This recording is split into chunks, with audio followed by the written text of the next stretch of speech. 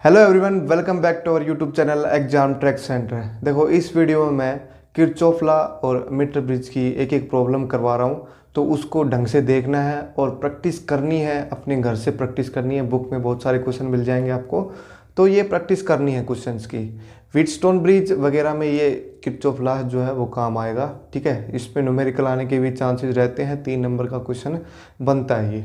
देखो, एक क्वेश्चन ये है, बुक के अंदर है, तो ये देखो इसमें क्या निकालना है। क्वेश्चन ये है कि इसमें हर एक रेजिस्टेंस के अक्रॉस करंट निकालना है मेरे को। देखो, तुम्हें सबसे पहले क्या करना है, अगर सर्किट के अंदर करंट की डायरेक्शन नहीं गिवन है, अगर गिवन है तो तुम्हें सीधा प्रोसीड करना है। अगर करंट की डायरेक्शन नहीं गिवन है तो क्या करें। देखो, सबसे बड़ी जो पावर सप्लाई है उसको ढूंढना है। सबसे बड़ी पावर सप्लाई कौन सी दिख रही है भाई, यहाँ पे 4 वोल्ट दिख रही है मेरे को, है ना। तो यहाँ से करंट शुरुआत कर दो, कुछ भी, ये मैंने दे दिया आई। ठीक है, अब करंट जो है वो कहीं लॉस तो हो नहीं रहा, तो जितना जाएगा उतना ही आएगा current according to Kirchhoff first law. देखो, ये करंट आई यहाँ तक जाए। अब यहाँ पे देखो 2 ब्रांचेज होगी, तो अलग अलग करंट जाएगा इनमें। लेट से यहाँ पे I1 करंट जा रहा है और यहाँ पे जा रहा है I2 करंट। ठीक है, या फिर I माइनस I1 भी इसको लिख सकते हैं हम। ठीक है, यहाँ से I2 ही रख लो, कोई बात नहीं है। I को मैं लिखूंगा I1 प्लस I2। एक इक्वेशन बन गई मेरी, ये बन गई। ठीक है, यहाँ तक सही है। सेकंड काम क्या है अपना, कि जो लूप बनाएंगे हमें तो उनका नाम देना है। तो नाम कहीं से भी स्टार्ट कर दो, आप कुछ भी नाम दे दो। यहाँ से स्टार्ट कर लो, ABCDEF, ये मैंने लूप बना दिया। ठीक है, नाम रख दिया इसके। अब हमें स्टार्ट करना है अपना किरचॉफ लॉ लगाना है। तो किरचॉफ लॉ के लिए मुझे क्या चाहिए, एक क्लोज लूप चाहिए। तो क्लोज लूप देखो कितने बन सकते हैं इसमें। एक तो ये ऊपर वाला बन सकता है, एक ये नीचे वाला बन सकता है, 2, एक ये बाहर बाहर वाला बन सकता है, 3। तो 3 लूप बन सकते हैं इसमें। वेरिएबल कितने हैं अपने पास, देखो एक वेरिएबल ये है और एक वेरिएबल ये है। ये जो वैल्यू है अगर ये दोनों आ गई तो ये निकाल सकते हैं हम। तो वेरिएबल है हमारे पास 2। तो हमेशा ये याद रखना, जितने भी वेरिएबल हों उतनी ही इक्वेशन हमें चाहिए। तो कितने वेरिएबल हैं, 2 वेरिएबल हैं, तो 2 इक्वेशन चाहिए। इसके अलावा, क्योंकि ये 3, वैसे तो 3 वेरिएबल हैं, तो एक जो है इन दोनों पे डिपेंड कर रहा है। ठीक है, तो 2 इक्वेशन और चाहिए हमें, मतलब 2 लूप लगाने हैं। 2 लूप कौन कौन से होंगे, आप कोई भी 2 लूप सेलेक्ट कर लो, यहाँ से कोई भी सेलेक्ट कर लो, तुम्हारी मर्जी है। अब लूप देखो कैसे सेलेक्ट करना है। लूप सेलेक्ट ऐसे करना है जैसे ये पावर सप्लाई है मेरी 4 वोल्ट, है ना। तो इसका जो करंट आएगा इस डायरेक्शन में आएगा, है ना। तो लूप का भी इसी डायरेक्शन में स्टार्ट कर लो आप। ठीक है, जिस साइड में एक बड़ी पावर सप्लाई होगी ना, उस साइड से आप लूप भी स्टार्ट कर लो। तो लूप मैं स्टार्ट कर रहा हूँ, मान लिया मैं नीचे नीचे का ले रहा हूँ, ये वाला। तो मैं ले रहा हूँ फ्रॉम लूप CBEDC। ठीक है, यहाँ से मैं लूप में ऐसे गया, ऐसे गया, ऐसे गया, ऐसे गया। ठीक है, अब देखो क्या करना है। किरचॉफ सेकंड लॉ क्या कहता है कि टोटल EMF जितना है लूप के अंदर वो किसके बराबर होगा, करंट मल्टीप्लाई बाय रेजिस्टेंस। अब लूप में जिस साइड में जा रहे हैं और करंट भी उसी साइड में है तो पॉजिटिव साइन। अगर लूप में जिस साइड में हम जा रहे हैं और करंट उल्टी डायरेक्शन में है तो नेगेटिव साइन। देखो, यहाँ से स्टार्ट करो। इस पहले पावर सप्लाई EMF का हिसाब कर लेते हैं इस लूप के अंदर। देखो, इसका 4 वोल्ट है, इधर जा रहा है तो पॉजिटिव साइन लेना है, और ऐसे जाएगा तो इसका जो करंट होगा वो ऐसे जाएगा, अपोज कर रहा है। तो टोटल EMF कितना होगा इस लूप के अंदर, 4 माइनस में 1। यहाँ तक सही है। इसका करंट ऐसे जाएगा, इसका करंट ऐसे जाएगा, ये ज़्यादा है तो ऐसे लूप मैंने ऐसे लिया है। तो 4 माइनस 1, 3 वोल्ट आ गया। ठीक है, अब हमें क्या करना है, करंट और रेजिस्टेंस की मल्टीप्लाई करनी है। देखो, लूप में हम जा रहे हैं ऐसे, करंट भी हमारा ऐसे ही जा रहा है, तो पॉजिटिव साइन लेना है। पॉजिटिव साइन के साथ क्या आएगा, 4 टाइम्स I1, है ना, करंट मल्टीप्लाई बाय रेजिस्टेंस। अब लूप में यहाँ तक पहुँच गए हम। अब ऐसे करके ऐसे आना है, यहाँ करंट I आ रहा है तो यहाँ भी करंट I ही जाएगा, तो 4 टाइम्स I। ये मेरी इक्वेशन बन गई second.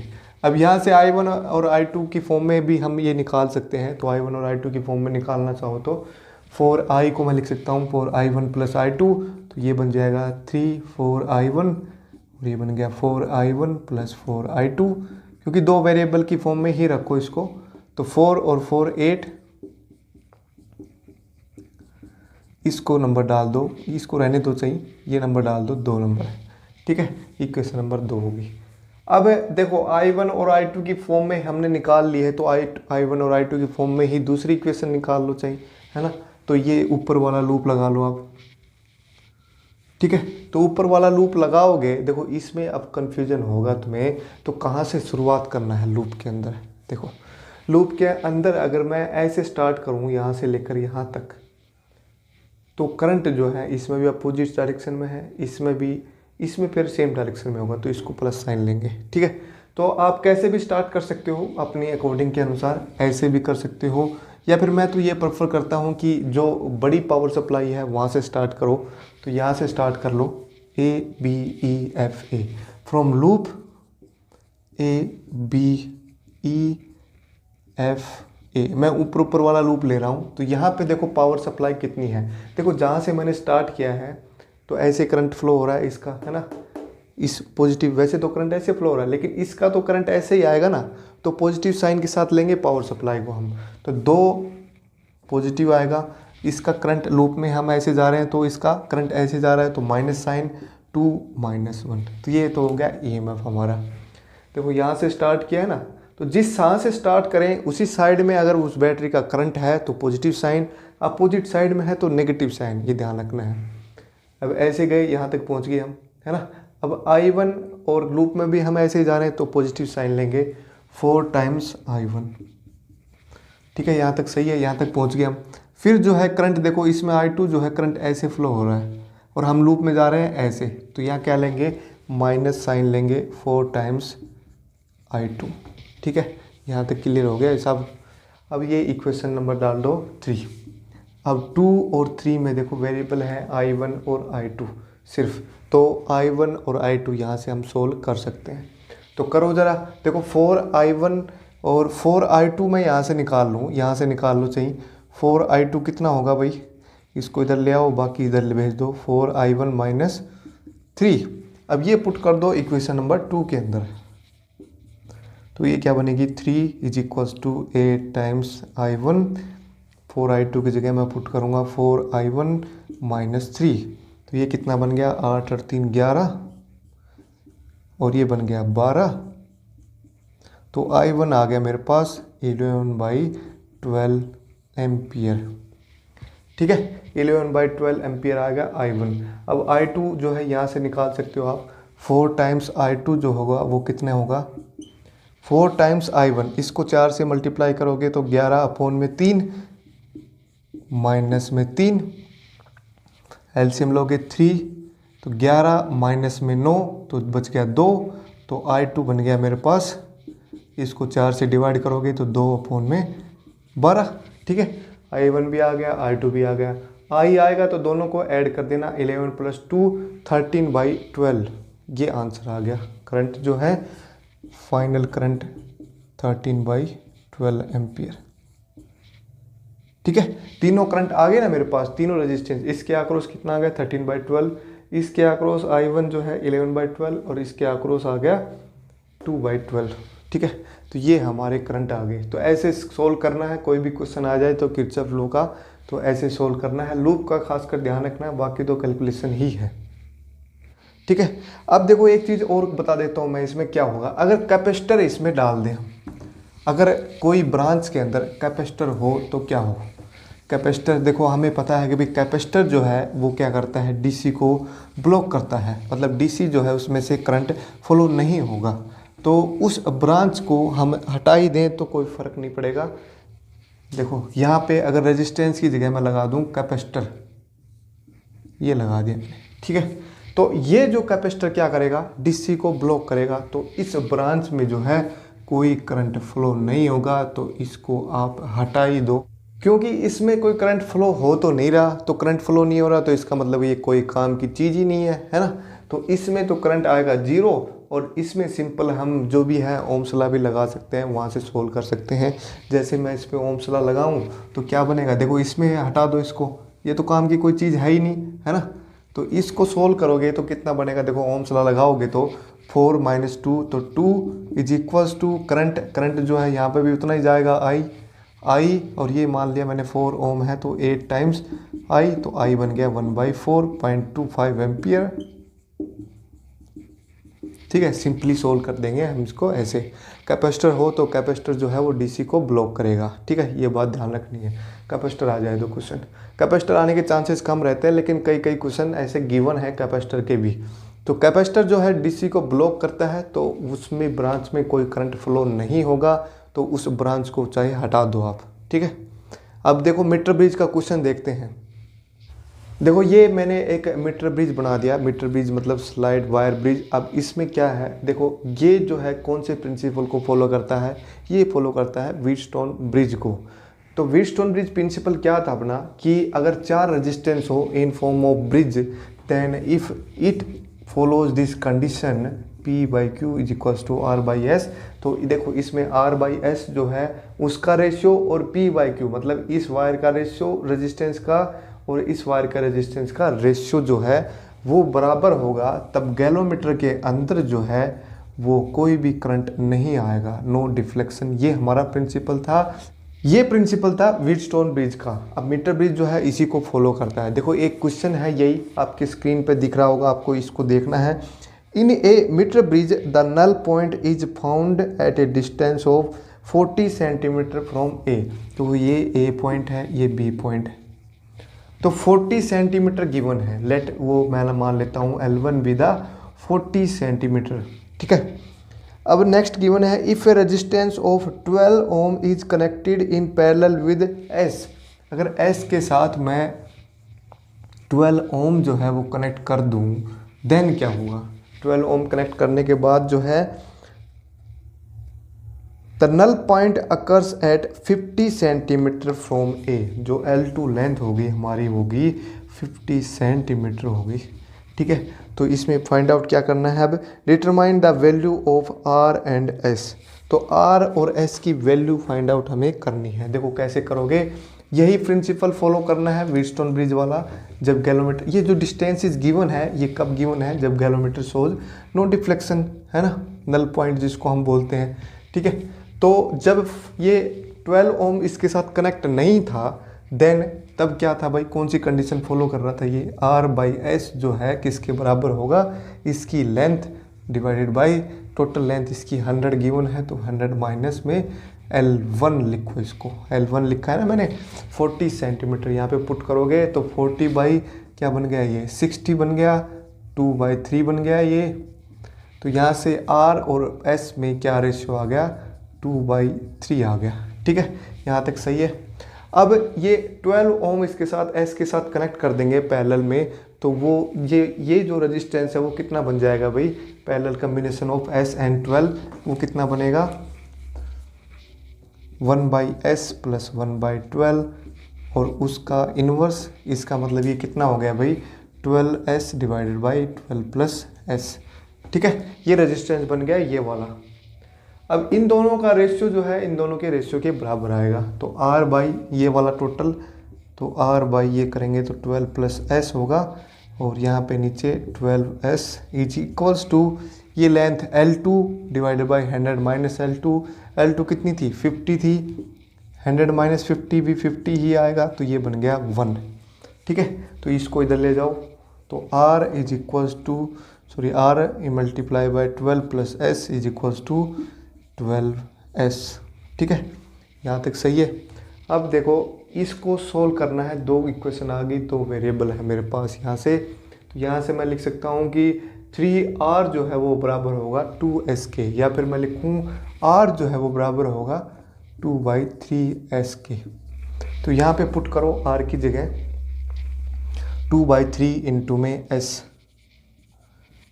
12 plus S is equals to 12S। तो इस इक्वेशन को हमें सोल्व करना है, तो हमारी फाइनल वैल्यूज आ जाएंगी। तो इस इक्वेशन को सोल्व करो, देखो इसको क्रॉस मल्टीप्लाई कर दो और 2S को इसके साथ मल्टीप्लाई करो, तो 24S और ये कितना हो गया 2S²। एक क्वाड्रेटिक इक्वेशन बन रही है ये, तो 336 इधर ले आओ माइनस 36S। देखो 2 इसमें क्या आ रहा है, कॉमन आ रहा है, तो 2 तो हटाए दो, 2 हटाने के बाद बन गया ये S² प्लस 12S और माइनस 18S इक्वल टू 0। देखो 12S और माइनस 18, तो माइनस का 6 बच गया, तो तो S square minus 6s equal to 0। S common आ रहा है तो s माइनस 6 इक्वल टू 0। एक तो s की वैल्यू 0 आ गई और एक s की वैल्यू 6 आ गई। s की वैल्यू 0 आ नहीं सकती, रेजिस्टेंस 0 आ नहीं सकता, क्योंकि रेशियो जो है फॉर इनफाइनाइट बन जाएगा वो। ठीक है, तो ये वैल्यू पॉसिबल है नहीं, तो ये वैल्यू पॉसिबल होगी। s की वैल्यू 6 ओम आ गई। अब r जो है वो कितना था, 2/3 ऑफ s था, तो r जो है पुट कर दो 2/3 ऑफ 6, तो कितना बन गया भाई, 4 ओम बन गया। तो ऐसी जो कंडीशन है वो फॉलो कर रहा है 4 ओम और 6 ओम, दो रेजिस्टेंस ये बन गए। जब इसके साथ पैरेलल कॉम्बिनेशन लगाए तो वो शिफ्ट हो जाता है, 10 सेंटीमीटर शिफ्ट हो जाता है, 40 से 50 सेंटीमीटर हो गया। तो ऐसे क्वेश्चन बनते हैं सीधे सीधे फॉर्मूले बेस्ड। देखो पिछले क्वेश्चन में मैं यहाँ गैलोमीटर बनाना भूल गया था, तो गैलोमीटर बना लेना। ठीक है, वैसे भी डायग्राम में गिवन था गैलोमीटर लगा हुआ है, तो गैलोमीटर में तो चेक करेंगे डिफ्लेक्शन आएगा कि नहीं आएगा। तो ये मैं सर्किट में लगाना भूल गया था। ठीक है, इस ब्रांच में हमें गैलोमीटर लगाना है। देखो गिवन क्या है कि P और Q का जो रेशियो है वो बराबर कब होगा इन रेशियोज के, जब नल पॉइंट जो है हमारा 30 सेंटीमीटर पे आए तब। तो P/Q जो है वो किसके बराबर होगा, L1 डिवाइडेड बाय, इसकी लेंथ जो है 100 मत मानना इस बार, क्योंकि नेक्स्ट जो पॉइंट है उसमें 120 सेंटीमीटर लिखा है ऑलरेडी। तो कुछ लेंथ मान लो इसकी, मैंने मान लिया L है, L माइनस में L1 की वैल्यू कितनी है, 30 है, 30 पुट कर दो यहाँ पे, 30 L माइनस 30। ठीक है, एक कंडीशन ये आ गई मेरे पास। अब नेक्स्ट क्या लिखा है कि if the resistance P and Q are interchange, मतलब यहाँ पे Q बन गया और यहाँ पे P बन गया। ठीक है, P और Q जो है वो इंटरचेंज हो गए, देन तब क्या होगा कि नल पॉइंट जो है वो 120 centimetre from same end, then find the ratio of P and Q, also find the length of this wire. ये हमें निकालना है। देखो ये Q बन गया, ये P बन गया। अब इन दोनों का जो रेशियो होगा वो भी रेशियो सेम ही आएगा जो वायर का है। नल पॉइंट कहाँ पे शिफ्ट हो गया, 120 सेंटीमीटर पे शिफ्ट हो गया, तो 120 सेंटीमीटर लिखो। तो इन दोनों का रेशियो जो होगा Q/P वो किसके बराबर होगा, 120 डिवाइडेड बाय L माइनस 120। ठीक है, देखो दो इक्वेशन है हमारे पास ये, तो इनसे हम सोल्व कर सकते हैं कि इनका रेशियो जो है वो कितना आएगा और L लेंथ जो है वो कितनी आएगी। तो निकालो ज़रा। देखो P/Q यहाँ से निकाल सकते हैं हम, तो P/Q क्या बनेगा, L माइनस 120/120, ये इसमें पुट कर दो तो ये बनेगा 30 डिवाइडेड बाय L माइनस 30, है ना। मल्टीप्लाई करो तो ये बन गया L square minus 30L minus 120L, और इसकी मल्टीप्लाई करोगे तो 3600 इज इक्वल्स टू, इसकी मल्टीप्लाई करोगे तो भी 3600 ही आएगा। यहाँ तक सही है। 3600 तो कैंसिल हो गया फिर, तो ये कितना बन गया, देखो L स्क्वायर माइनस में 150L, पहले यहाँ से लेंथ निकलेगी, तो लेंथ जो है कॉमन आ रही है यहाँ पे, L माइनस 150 इक्वल टू 0, तो एक तो लेंथ 0 आ गई और एक लेंथ आ गई 150 सेंटीमीटर। तो 0 तो आ नहीं सकती क्योंकि लेंथ तो 0 होगी नहीं, तो लेंथ दूसरी क्या आएगी, 150 सेंटीमीटर। तो original length of this wire कितनी होगी, 150 सेंटीमीटर हो गई। ठीक है, हमारा ये क्वेश्चन 150 तक तो हो गया। अब हमें रेशियो और निकालना है, तो रेशियो निकालने के लिए क्या करना पड़ेगा, यहाँ पे L की जगह 150 पुट कर दो तो रेशियो आ जाएगा अपने पास, या फिर इस इक्वेशन में भी पुट कर सकते हो। तो P/Q का रेशियो निकालना है हमें, तो देखो यहाँ पे L की जगह पुट कर दो 150, तो 30 डिवाइडेड बाय 150 माइनस 30 कितना होगा, 120, तो ये आ गया 1/4। ठीक है, तो 1/4 इनका रेशियो आ गया। लेंथ ऑफ दिस वायर आ गई 150 सेंटीमीटर। ठीक है, हम इंडिविजुअल जो है ये रेजिस्टेंस नहीं निकाल पाएंगे कि कितने कितने होंगे, बस इनके रेशियो जो है हम निकाल पा रहे हैं कितने रेशियो। तो ये थे, इस टाइप के क्वेश्चन आते हैं मीटर ब्रिज में। बस हमें व्हीटस्टोन ब्रिज प्रिंसिपल को याद रखना है। गैलोमीटर में डिफ्लेक्शन नहीं आएगा तो कौन सी कंडीशन को ये फॉलो करेगा, ये हमें ध्यान रखना है, बस उसको हमें फॉलो करना है। और ये जो क्वेश्चन है बहुत ही आसान तरीके से हो जाएंगे। अगर व्हीटस्टोन ब्रिज आपको अच्छे से समझ में आया है तो ये क्वेश्चन करने में कोई दिक्कत नहीं आएगी। तो आई होप सभी को ये क्वेश्चन जो है समझ में आ गए होंगे। कुछ एक और क्वेश्चन आपको ट्राई करने हैं ताकि बेस्ट तरीके से इनको आप कर सकें, एग्ज़ाम में आ जाए तो भी। देखो एक मीटर ब्रिज आ जाए या फिर उस पर क्वेश्चन आ जाए, पूरा 5 नंबर का क्वेश्चन ये बनता है, मीटर ब्रिज प्लस में उस पर क्वेश्चन। ऐसे ही सिमिलरली आप व्हीटस्टोन ब्रिज की भी बात करें, एक डेरिवेशन प्लस में उसके ऊपर कोई क्वेश्चन, तो ये 5 नंबर के क्वेश्चन भी बनते हैं। ठीक है, तो इनको अच्छे से क्लियर करना है आपको। तो कोई डाउट हो तो कमेंट करके मेरे को ज़रूर